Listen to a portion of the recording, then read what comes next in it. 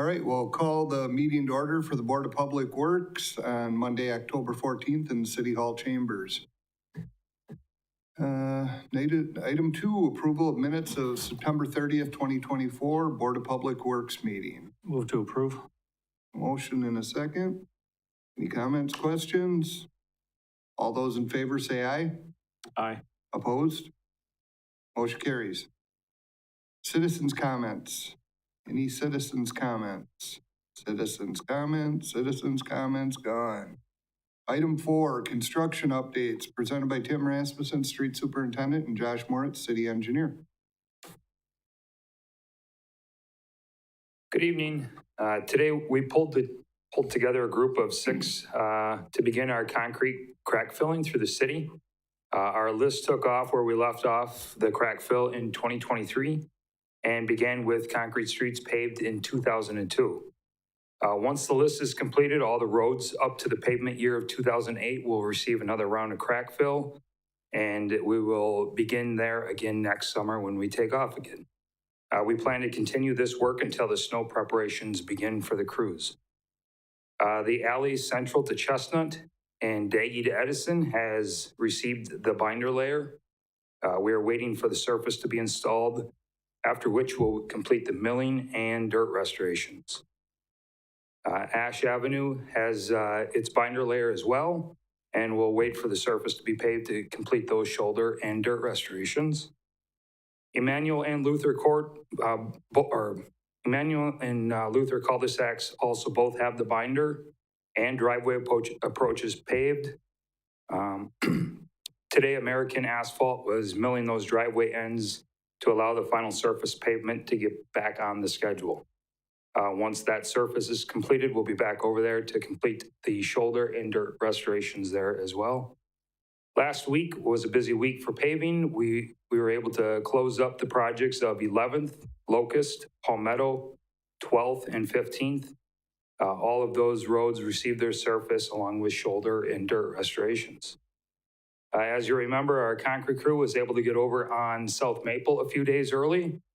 They have been working through those repairs, and it's expected that they'll be completed by the end of this week. This will allow some time to complete dirt restorations, and we've already been in contact with American Asphalt to try to get that pushed up on their schedule. It is expected that this will be reopened by the end of October. Once completed on Maple, our concrete crew will then work through some ordered sidewalk replacements and then complete some repairs of city-responsible sidewalk replacements. This ends the construction update for the street division. Oh, go ahead. Thanks for the report, Tim. 2 questions for you. When you see an area, I'll call it a pothole, asphalt is missing, but it's a top layer. Yep. Does that fall under, like, I just remember it being cold patch as being the reference, but okay. In your update, is that, what is that, crack filling or where? We currently, there is a patching list that will get random citizen complaints, and then we'll actually go in the spring of the year or in the fall, even through winter, this last winter, and mill and fill those types of potholes to put actual hot mix asphalt that we heat back up. All right. So we mill out about 1.5 to 2 inches and then put in hot mix asphalt. So in addition to complaints from residents, you guys are out there being proactive, kind of looking for these? Yeah, yep. Things that are redundant stops for us. Where we've been there a couple of times doing the quick repairs. Okay. We'll go back. It's a bit more timely and it takes a bit more crew, but we'll go back to try to make those more of a permanent repair. And then the other question I have is, last meeting we talked about Vine Extended destructification or any progress on that? Tom maybe has a bit more. Still working. Okay. Still working on getting the material out there. I don't want to take and have him jump off everything he's got going yet. Yep, understood. Okay, thank you. Thanks. All right, construction update from the engineering division. 14th Street, as you know, was opened up to the public a week or 2 ago. Nothing new to report there. Green Acres Estates is continuing construction. All the underground utilities are complete that were part of the contract. There are a couple outside utilities that are going to be installing the electric. And also, We Energies will be installing the gas system out there soon. All the roadway grading is either done or will be complete this week. Most of the curb and gutters in. What's not in is 21st Street. That's kind of the last street they have remaining to finish. And that should be finished this week as well. American Asphalt scheduled for fine grading and paving the week of October 28th. And Denyon Homes is continuing to build homes on their foundations that are in place. The other update is the Adler Road Trail. You may have seen it. Asphalt was paved last week, and there's crews in there finishing the concrete work at the radiuses and putting the ramps in. Should be completed in the next couple weeks. That's all I have. Go ahead, man.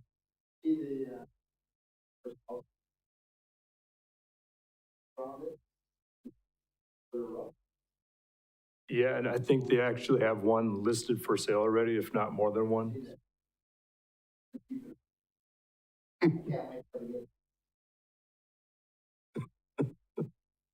Anything else? Tom, I have a question. What did we ever come up with? Wasn't there a question with cable TV and stuff in that subdivision? Yes, and we have Charter Communications is going joint with the electric and putting a service in there. We originally were told that TDS was going in, but there's been some mixed communications on that. But they have been in negotiations with the boring company or the electrical installer. Okay, good. Thank you. Got at least one. Yeah. All right. Item 5, approval of US DOT Standard Title VI Non-Discrimination Assurances, presented by Tom Turchi, Director of Public Works. All right, on Monday, October 7th, we received an email from the Wisconsin Department of Transportation that all recipients of WSDOT's Surface Transportation Program, or STP Urban Program, shall sign and comply with the US DOT Standard Title VI Non-Discrimination Assurances in accordance with 49 CFR Part 21.7A. I have enclosed a copy of the document that needs to be signed. Therefore, I'd recommend the approval of the US DOT Standard Title VI Non-Discriminatory Assurances documentation. I have the mayor sign this document on behalf of the city. This is going to be brought up at tonight's common council meeting prior to the budget. So just quickly, they wanted it back in their hands, signed by October 18th. Okay, thank you. You have a motion? Second. Motion and a second. Any communications I questions? do have a question. Yeah, go ahead. Did our legal team review this? I'm sure everything is fine. Probably federal government, but have we looked at it, see if there's any deviation from practices or policies in the city of Marshfield?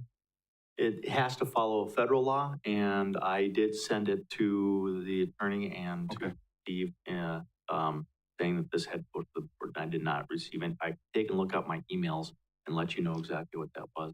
Yeah, one could assume we're compliant, but you never know. Well, we have to be compliant in order to receive the funding.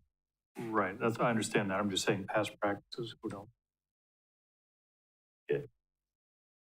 All right, we have a motion and a second. All those in favor say aye. Aye. Aye. Opposed? Motion carries. Item 6, request to purchase a sanitary sewer camera, presented by Mark Kavala, wastewater superintendent. Good evening.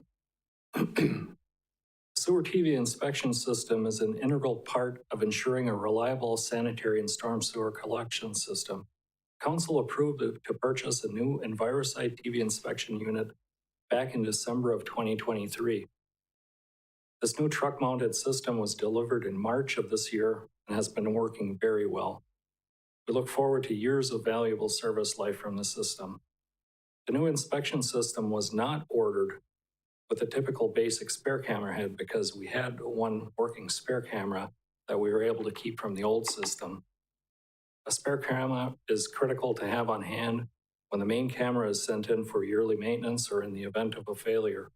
Simple things like replacement of a scratched lens or replacement of a leaking seal can take weeks or even months to repair. Unfortunately, our spare camera has now failed sooner than I anticipated. It's completely worn out and beyond the point of repair.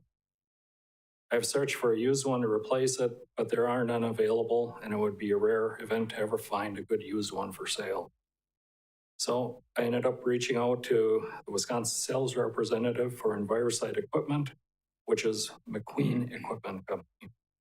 They have provided a quote for a new replacement camera head, which meets municipal bid pricing under social contract 120721-EVS. The funding source for this purchase would come out of the 601 wastewater enterprise fund budget, which is based on user fees, not taxes. Staff recommends the Board of Public Works to approve the purchase of one Envirosite RCX 90 sewer TV camera per quote MAR SH003 for McQueen Equipment in the amount of $31,739.80. Move to approve. Have a motion and a second. Any questions, concerns? Any salvage value on the old spare that broke? Unfortunately not. All those in favor, say aye. Aye. Opposed? Motion carries. Item Thank you. 7, recommended items for future agendas. I see none. Item 8, make a motion for adjournment. Have a motion and a second. All those in favor say aye. Aye. Aye. Motion carries. We're adjourned.